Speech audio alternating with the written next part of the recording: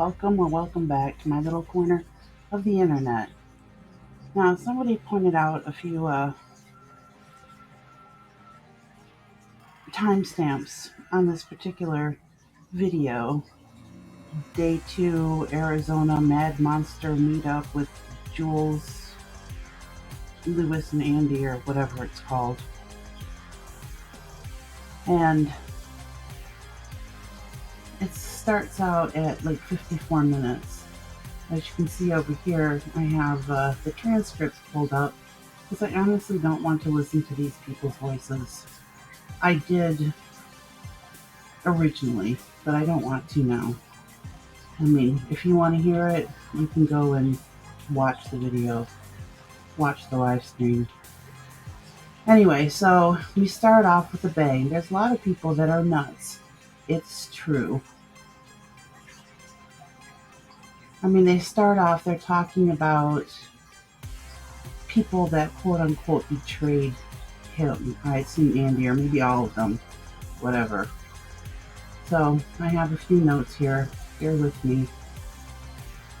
So there are a lot of people who are nuts. Being labeled as crazy clout chasers by Andy and crew is nothing new.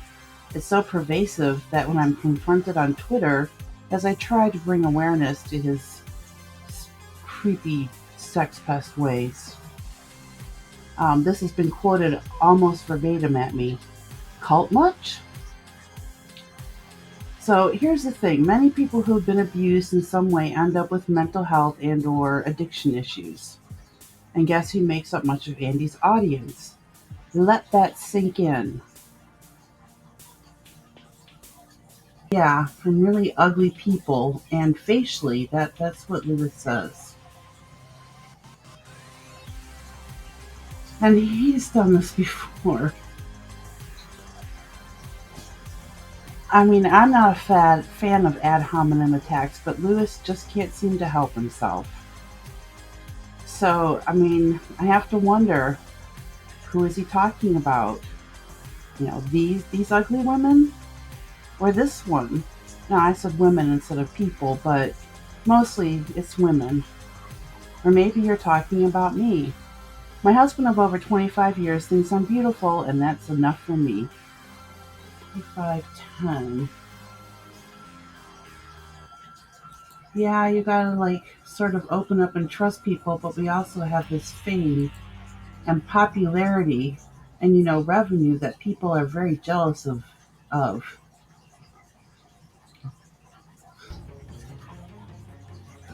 Again, heard all that before. But personally, I'm not jealous of your supposed fame or even your revenue. I could not care less. What I've always cared about was quote unquote your, meaning Andy's community of vulnerable people.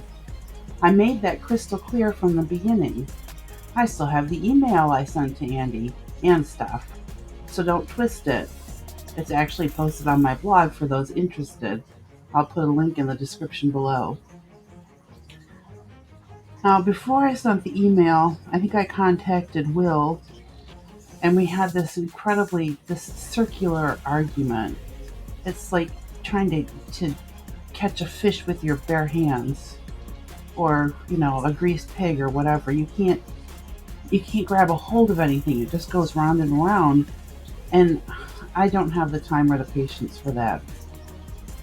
So I sent the email, and then I talked to Andy via DM a few times for like a week after that. And I have the whole history is on my channel. So he lied and told his community that we've been talking for weeks. No, it wasn't for weeks, and we never actually talked.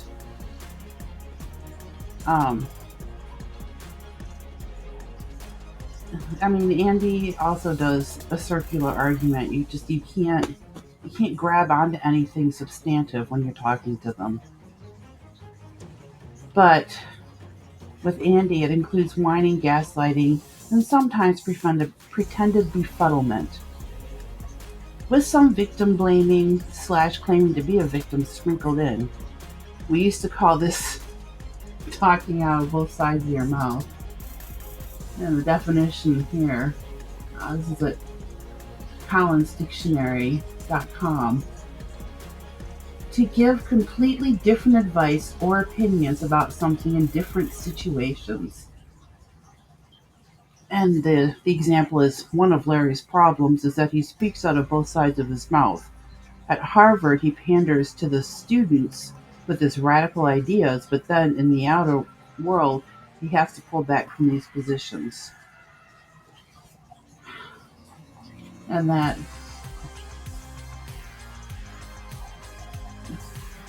describes Mr. Signor quite well, in my opinion, allegedly. Alright, so he goes on and talks about, having to make adjustments. There's a lot of people here, rumors and just condemn. No idea what's happening behind the scenes. Now, I don't know if he was talking about me or some of the newer people who have left, but I mean, I tried to talk to him and I got nowhere, so I can't imagine that that's changed. But I am glad that he's had to make adjustments.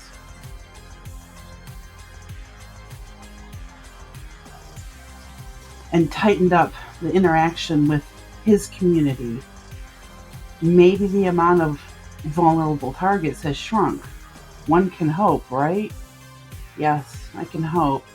I doubt it's true, but in my opinion, allegedly.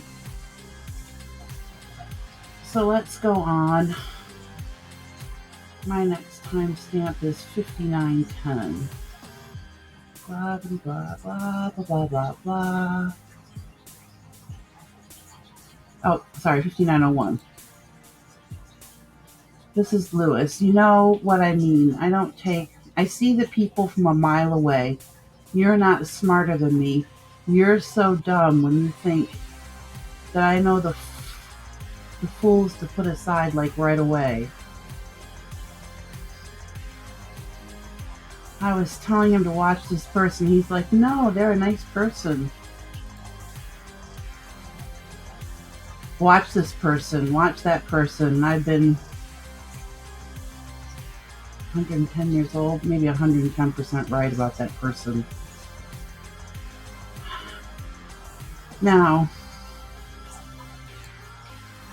I can only assume what he's talking about, but he's talking about when I ended up leaving the community, or what prompted me to leave the community.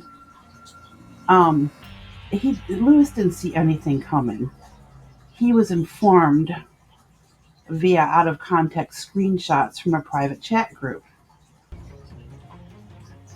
And because he was listening to what that person had to say and those out-of-context screenshots, he leaps to major conclusions, which is kind of what started the whole ball rolling of me actually leaving the community.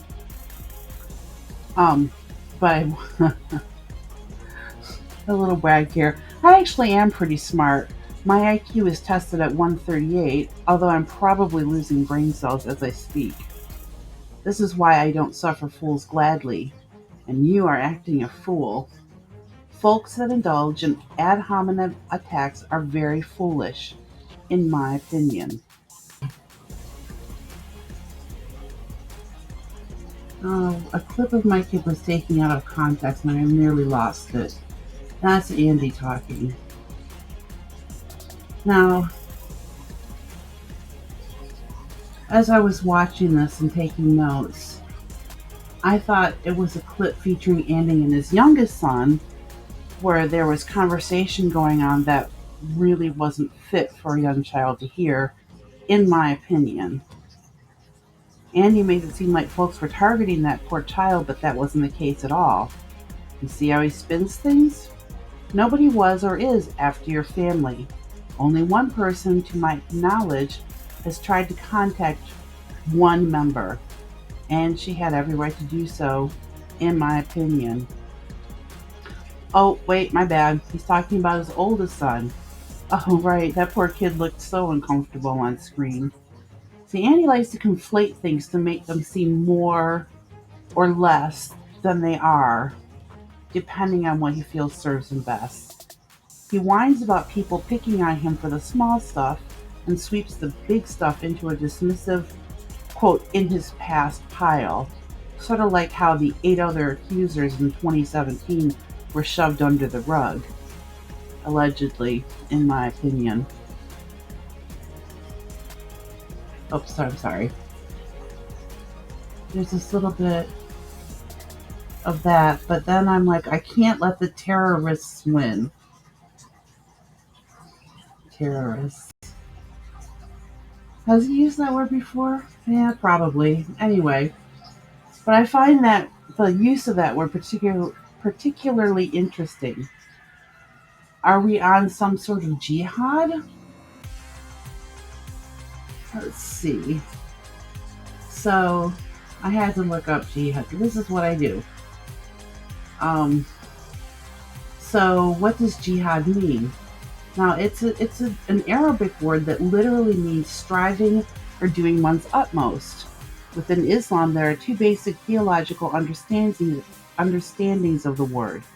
The greater jihad is a struggle against the lower self, the struggle to purify one's heart, do good, avoid evil, and make oneself a better person. The lesser jihad is an outward struggle. Jihad constitutes a moral principle to struggle against any obstacle that stands in the way of the good. So, perhaps we are on a jihad. I am. So, in the literal sense, we may just be jihadists. However, we are not terrorists. What an insane claim to make. Or is it confession through projection? That feels more likely, in my opinion. Now, to touch back on the one person that actually attempted to contact with a member of Andy's family. Jade, a young woman who eloquently told her story, and I'll put a link to her channel in the description, have been shown a very intimate video of Andy with his now wife. And Jade thought that Andy's new wife should know about it. I definitely want to know if my husband did something like that. So I can't really blame her. I firmly believe Yami should know what a creepy pervert her new husband is. That he's sharing private recordings without her knowledge, or so we believe. We don't even know if she knew he took the videos. According to Jade, Andy said that if she knew, she'd leave him, and I'm inclined to believe her. The whole situation is sickening and sordid. At the very least, Andy has cheated on her multiple times, and his rush to get her to the justice of the peace in his best khakis and polo was just weird, in my opinion. Rumor is she may have found out or been about to find out about some of his antics, so he did this in order to prove his love. Being married didn't stop him before, so why would it now? And, just something else that occurred to me. Who is Andy meeting up with out there in Arizona besides Jules and Lewis? Because that's sort of Andy's code for excuse me. He literally meets up with people for, fun time. So, he learned nothing from his quote-unquote cancellation in 2017 except for how to hide his tracks better. Allegedly, in my opinion. And my ugly mug will continue to speak out on him until he is held accountable. No alleged there. It is a big, fat fact.